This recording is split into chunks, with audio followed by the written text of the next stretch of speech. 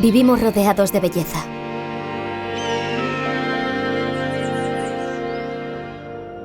De bosques y viñedos. De mosaicos de colores.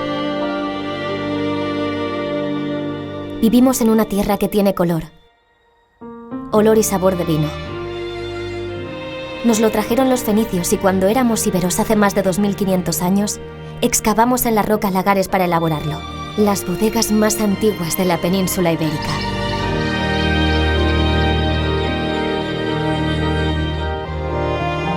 Vivimos en la comarca del Altiplano, al interior de Valencia,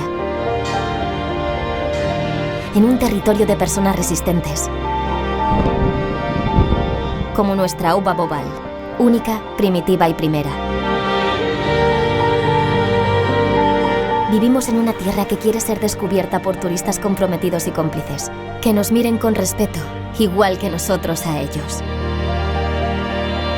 La tierra en la que vivimos nos une sin tener fronteras. La Bobal y el Cabriel son la frontera y solo la tierra nuestra bandera.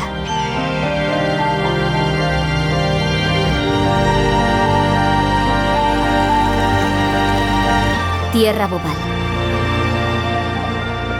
donde el bosque abraza al viñedo.